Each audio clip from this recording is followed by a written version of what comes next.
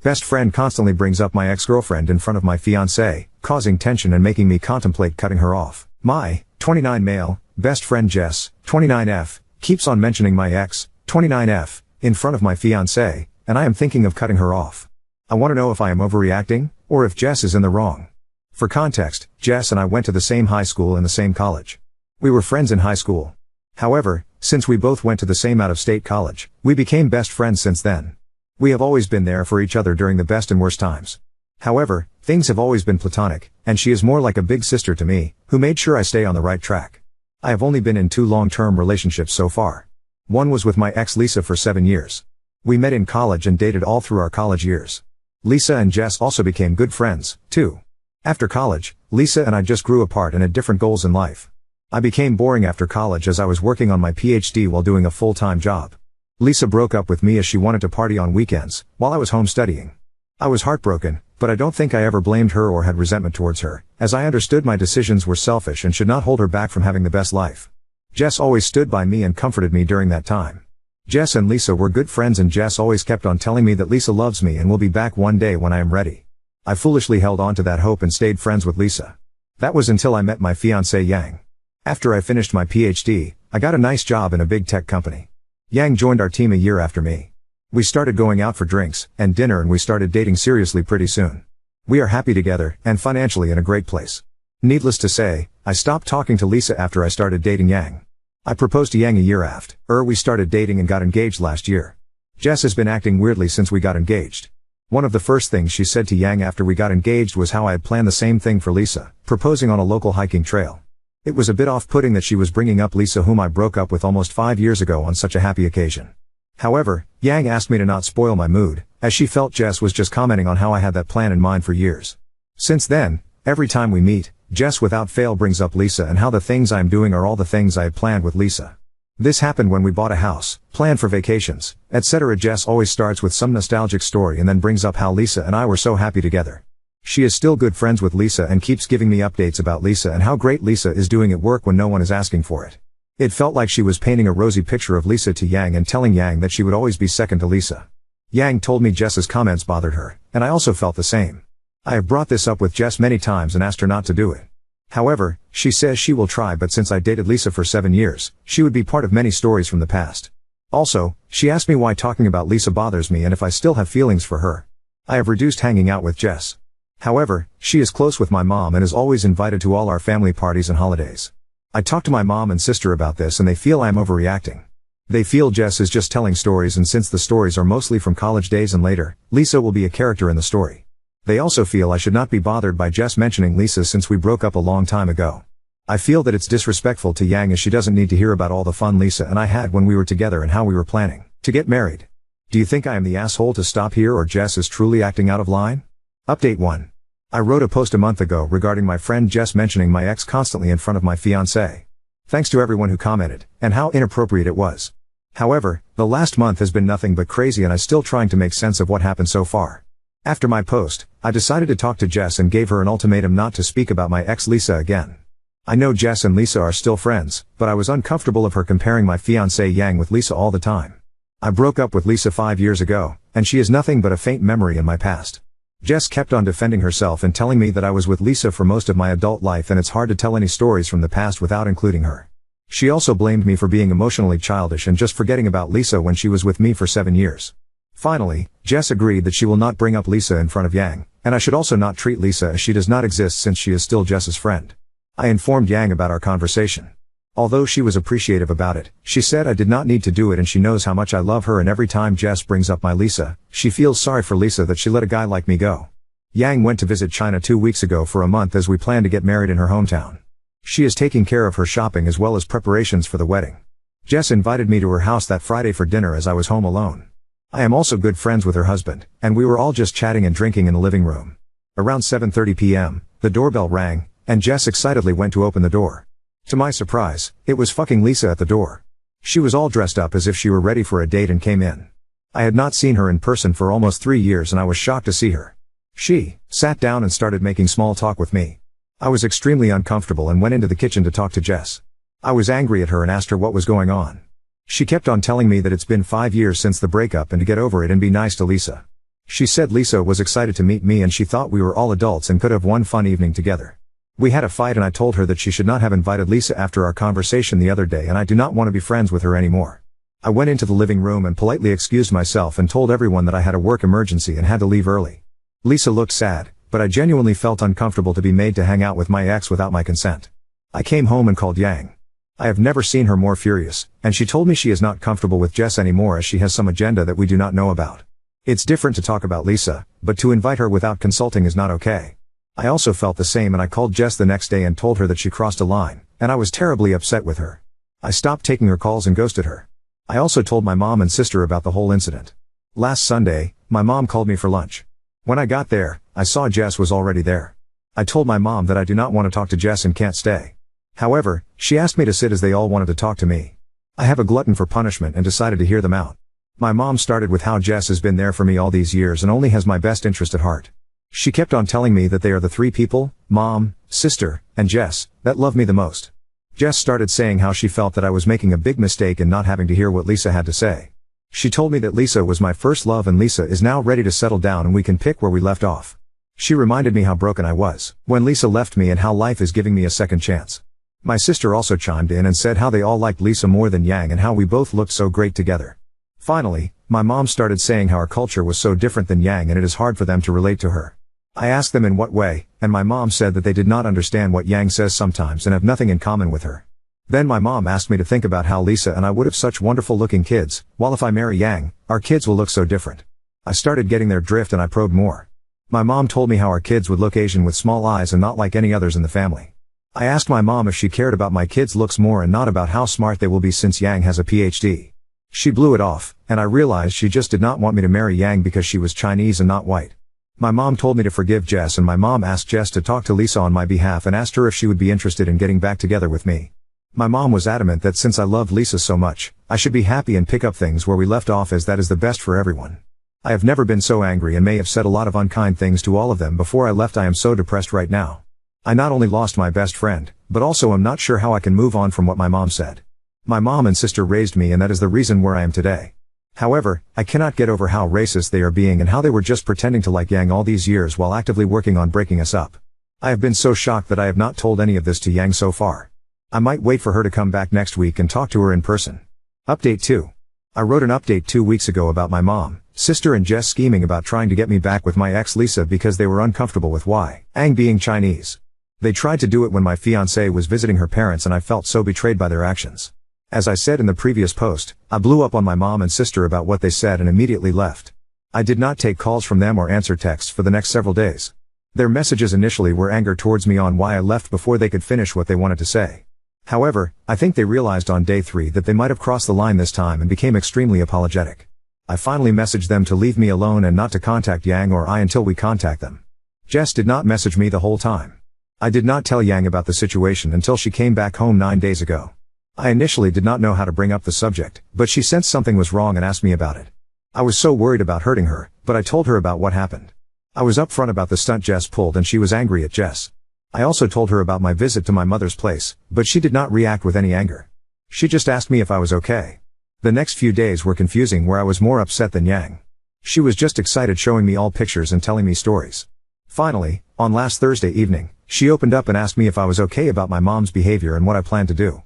I told her my thoughts and how I cannot forgive them for what they said about her being Asian and them wanting me to marry Lisa because she was white. I asked her why she was not more upset as it was bothering me. She told me that when she told her parents about me, they had the exact same reaction for her dating someone who was not Chinese. Her family is very traditional, and her parents were very upset about her decision.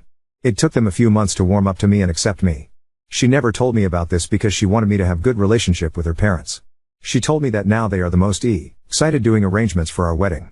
She told me that she has always felt something was off when she talked to my mom, my sister or Jess and they did not like her. My mom and sister would be very friendly with her in front of me, but never invited her for anything when I am not around. She suspected that it may be due to the fact that she is not white and does not understand the American traditions. She said she is not upset with them and now that this is in the open, she should talk to them and assure them that she would be as good of a wife as Lisa or any other girl. She said that she does not want to break a family in order to start a new one. Despite my protests, Yang invited my mom and sister for lunch on Sunday. She said that it would be good for us to talk about everything and hear why they are concerned about her marrying me. I was really not happy with this, but Yang spent most of Sunday morning cooking for them. When my mom and sister arrived, there were a lot of waterworks and apologies. My mom apologized to Yang and me for her behavior and told us that she would never bring it up again. My sister also was quiet and had tears in her eyes. There were a lot of blame games. My mom and my sister were blaming Jess for constantly telling them how Yang might not be great for me and how she won't fit into our family. My mom and sister fought with Jess after I left and Jess blamed Lisa. Based on Jess's story, Lisa has been depressed for the last few years, and when I suddenly got engaged to Yang, it became worse. Jess thought I was also depressed after Lisa left me, because I did not date anyone for 3 years. In reality, I just wanted to focus on my work and studies and never had time. So, Lisa convinced Jess that she has to get back together with me, as that is what I wanted too. Jess said how sorry she felt for Lisa as she was her longtime friend and listened to her plan as she thought it was good for everyone. My mom and sister told us that I should stay away from Jess because she orchestrated the whole situation. They kept on hugging Yang and apologizing to her. Yang in turn also started crying and telling them that she will do better to fit in with them. It was all a big mess. I am still skeptical of my mom's change in heart, but I also want to see Yang happy. However, I think it will take a lot of time and healing before I could truly trust my mom and sister. Currently, my mom invited us to lunch at her place next week and told me that Jess will not be there. Jess has still not messaged me or Yang. I really don't know what I can do in this situation. I am still upset and furious at my mom, but I also want to respect Yang's effort to keep the family together. Now on to second story. Close friend keeps hosting adult-only parties that turn into kid-centric events, and I need advice on how to address this without hurting her feelings. I 31F have a close friend of 35F whose adult-only parties are offending people. I would love a real adult-only party where adults can talk and have conversations without kids interfering. She ain't doing that. She is having a whole party for everyone to focus on her kids only. I need to know how to address this with her. This happened 2 times so far. The first time, we pretty much all assumed that she had to have planned for childcare that must have backed out or something, but since we weren't sure, we didn't ask her. I think everyone felt awkward believing they were paying babysitters for an adult night and then having to have her kids at the dinner table, and them very actively part of the evening needing to be entertained, 2 young kids. Then, it happened again. She sent out events for a dinner party in the evening with adults only on the invitation. Then, when we got there, she had set up all these kids' games everywhere. She arranged the night around everyone kind of playing with her kids, and I could tell everyone felt awkward because people just wanted to have an adult night talking. But she had promised the kids that everyone would participate in the games they had set up and asked everyone if they wouldn't mind playing with the kids. I know that several people who attended the last event were very bothered by having to do this. People were whispering on the side about how they had to pay a babysitter for the night and would have rather bring their kid along, and the kids could have just played games together if it's a family event. We barely ever pay a sitter, so I was kind of confused about why I had to spend my very limited babysitter funds on a night that I didn't even get to talk much with other adults because the kids were for sure the center of the evening. She even stopped everyone to gather around to look at the kids' recent art projects and tell stories and sing. Is this normal in other circles? What would you do if this was your friend? If I do say something, how would you explain this so that the person isn't mad or feels like you just don't like their kid? She was mad because everyone left early and she had catered the event, but I think people didn't want to stay and preferred to just go back to their kids because they felt a little disrespected by the way things went. People are saying they don't want to hang out with her anymore. I'd what to do. I can't explain like her entire personality, but I don't think she is actively manipulating because she is a very kind and considerate person in all other ways. It's like she truly isn't realizing that people are bothered. I don't know if it is because she thinks we all love her kids so much that we want to spend quality time with them without our own kids distracting us. We do love her kids. But I prefer to also bring my own kids so they can all play together. I thought she also loved my kid and would want them to be there to play as well. If that's not the case, then I guess the friendship would be over. Update 1. I never expected so many people would have been interested in his situation, but I think it helps me feel vindicated that the situation was just as strange as I had perceived it to be. I wanted to wait for the kids to get back into school so we could discuss it in person. And luckily I didn't even have to bring it up because someone else did bring it up to her, and she was eager to tell me that people were mad and she didn't know what the problem is with what she did. I was able to get through to her. I'll call her Katie in this post, and also understand her perspective, understand, not agree with, which I'll try to explain here the best I can. I cannot remember every detail of the conversation but can paraphrase all the key parts. She had been upset because one of our friends, Molly, was taking care of her toddler while Katie's kid kept trying to show her something. Katie noticed this and felt bad that her daughter just wants to share things with people she thinks of as her family/aunts. We are just friends, but the kids call each other aunts and each other's kids cousins, so she wanted to build a stronger relationship between her kids and her close friends. She thought that spending time with her kids away from our kids would be the way for us to show her kids better attention. This is especially important to her because she is an only child, her parents are dead, her husband is an only child and his parents are dead. Her children have no biological family. She is worried about what will happen to them if she died, etc. Her mom died when she was a teenager and she feels anxious about her health. She doesn't feel that other people's kids need this same type of bond with her because our kids have biological aunts, uncles, and cousins. She thinks they should be able to go spend time with their biological family and assumed that we were all sending our kids to our family and not paying a babysitter. She has no understanding of what it's actually like and romanticizes it. She was shocked to find that my siblings don't just drop their lives to babysit my kid. People who have siblings still pay babysitters, and did for her parties. She feels that she paid for all the food and wine and that alone should cover the expense of the babysitter even if we did pay one. She knows that paying a sitter plus dinner would still cost more since she catered everything from a very expensive place and we should have just been happy to get free food and drink, and if playing some kids game is the price for that, it's not a bad price. Essentially, she argued at first that if someone pays for everything, they can decide, and if we want a different type of gathering we can foot the bill and throw that gathering. Now, how I handled this. That last note did eventually change to a more understanding perspective as I explained more and more about how even though she is technically right, she cannot maintain strong friendships with this mindset. You cannot provide meals for people with strings attached and deception involved. We didn't know until we got there, and expect us to love it. She can do whatever she likes, but people can also end a friendship if they like, so she is free to do it but not free from the consequences of it. I also was very clear to her that if her goal is to get stronger bonds for her kids, the way to do that is to love and bond with our kids and include them. That part seemed to be totally unexpected to her. I had to explain that people will be so upset by the fact that she isn't including their kids in kid events or isn't accepting that a parent needs to take care of their own kid first before focusing on hers that they won't even want to be part of her family because that isn't what a family is. My sister doesn't expect me to leave my kid behind and be only with my nephews. My sister would never tell me to not bring my daughter to a family event because she loves my daughter and that makes me love her and my nephews even more.